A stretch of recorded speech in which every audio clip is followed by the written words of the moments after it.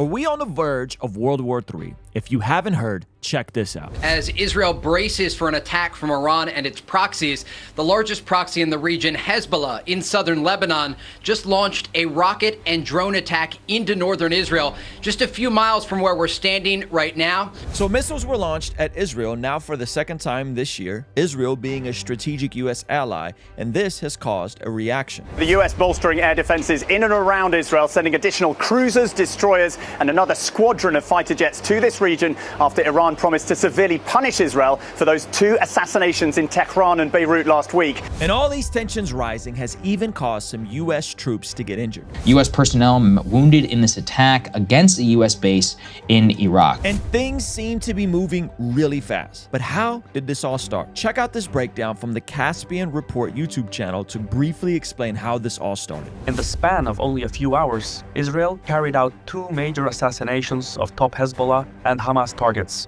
First, on July 30th, the Israelis struck a Hezbollah stronghold in the suburbs of Beirut, killing Fuad Shukr, one of the most senior, if not the most senior, military commander of Hezbollah and a member of its inner circle. A few hours later, shortly after sunrise on July 31st, Israel assassinated the chief of Hamas's political bureau, Ismail Haniyeh, who was in Tehran attending the inauguration of the newly elected Iranian president. The attack on his life was either carried out by air, using a guided projectile, or by an explosive device covertly smuggled into the residential compound where Haniyeh was staying.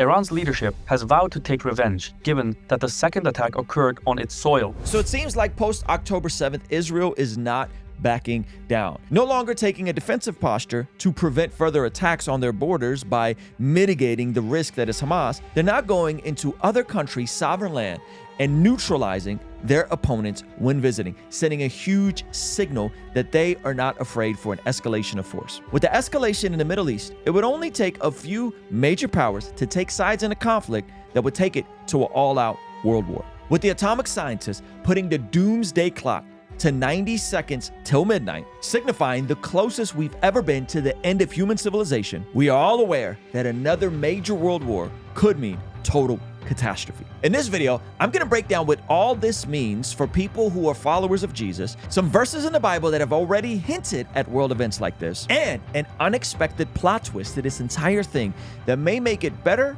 or worse. I'm not even sure. You're going to have to decide. But before we get into that, guys, my name is Ruslan. This channel exists to encourage, empower, and inspire you to live a life that blesses God. Oftentimes, that means us being aware of what's going on with current events and what is a biblical worldview and how we, as followers of Jesus, should respond. If you're new here or if you're not new here, be sure to hit that subscribe button, as a huge percentage of the people that watch this channel, unfortunately, are not subscribed. All right, let's get into this video. First, let me just open by saying, as someone that comes from a very worn, torn part of the world, in the Middle East. I'm originally from a country called Azerbaijan, Baku, and I'm ethnically Armenian. And there's been a ton of back and forth tensions between Arzis being displaced from parts of Armenia and obviously Armenians being displaced from Azerbaijan. And it is a very complicated region that goes all the way back to the Soviet Union meddling with borders, and that's created a ton of chaos. So as someone that comes as a refugee because of Middle East tensions to America, I relate to the tension of, man, this stuff is scary. It could quickly spin out of control. And even if it doesn't turn into a World War III situation, there are going to be, unfortunately, civilians, innocent people that have nothing to do with this conflict directly that will be hurt as a result of it. But at the same time, I do find it interesting that as these things arise, and have been arising, by the way, in the natural state of world affairs, there's always been these sorts of flare-ups. There's always been chaos. There's always been fighting over land and fighting over ideology. Jesus, speaking about the end days, actually had some words that are, interestingly enough, comforting with regards to these types of situations. If we go to Matthew chapter 24, Jesus is talking about the last days, and he says, "You will hear of wars and rumors of wars, but see to it that you are not alarmed. Such things must happen,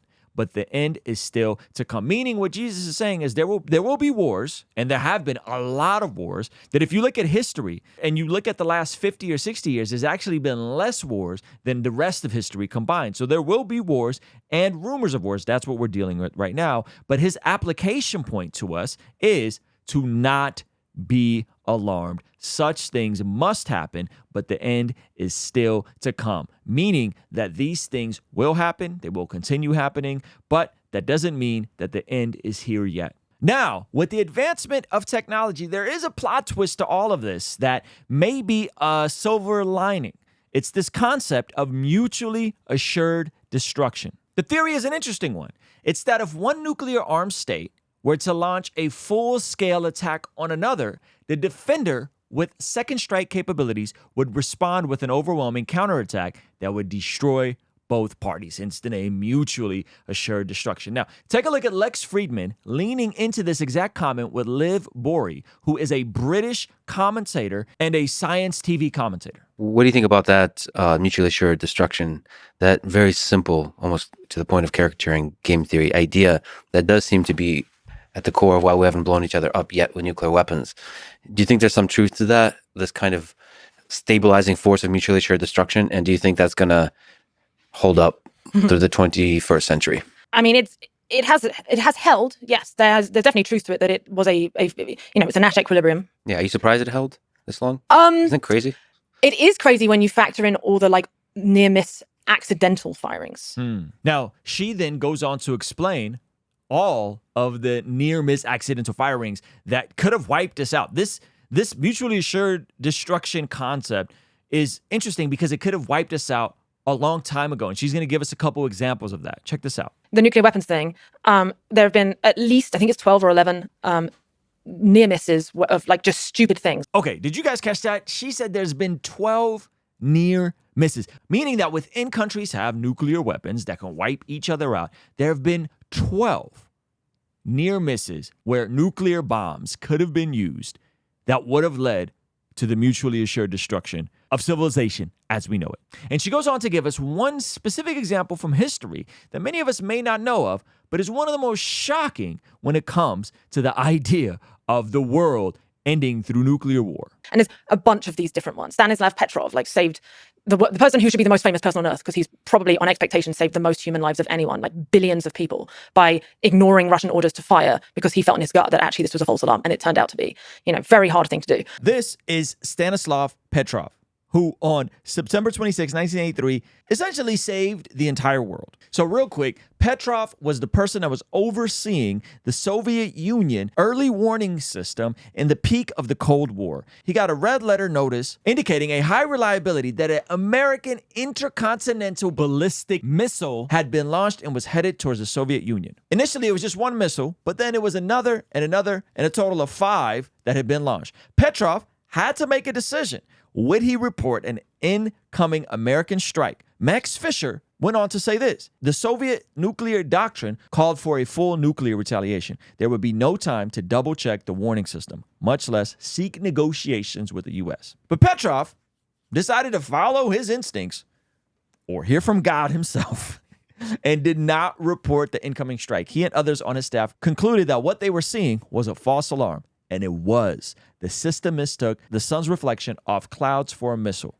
Petrov prevented a nuclear war between the Soviets, who had 35,000 nuclear warheads in 1983, and the U.S., which had 23,000. So I think the anxiety that many of us feel is understandable. We often see ourselves as unique. We see our time in history as unique. But the reality is that there's been these sorts of tensions all throughout history, and specifically recent history. But when we have perspective, when we pull back a moment, we realize that we're not as unique as we think we are. James chapter 4, verse 14 says, "You do not even know what will happen tomorrow. What is your life? You are a mist that appears for a little while and then vanishes." The emphasis here is that you and I, our lives on this side of eternity, is just a mist in the grand scheme of everything that happens. And even though we may have main character syndrome and think that the universe revolves around us, it doesn't.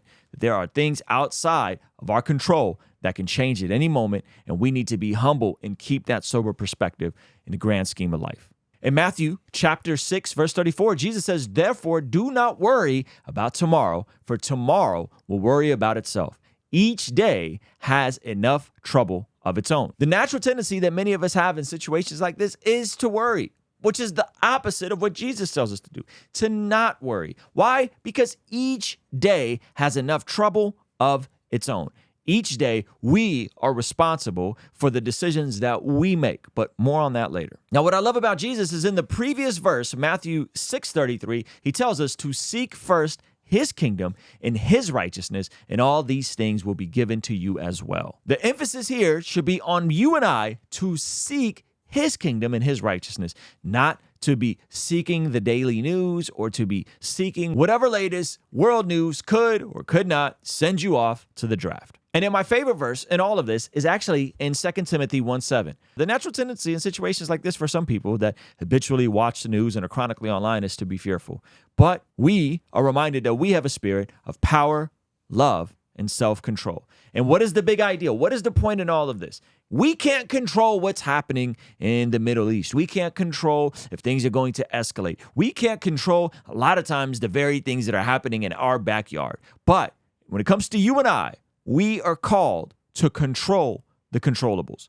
What are the things you can control? What are the daily decisions you do have choices over? Control those things. Focus on seeking God's kingdom, which is God's ways, here and now, in the day-to-day decisions that you can make. And one of the best ways you can do that is by figuring out God's purpose for your life now. And we put together a whole playlist going over just that. Check that out over here, all right? I'll see you over there. Peace.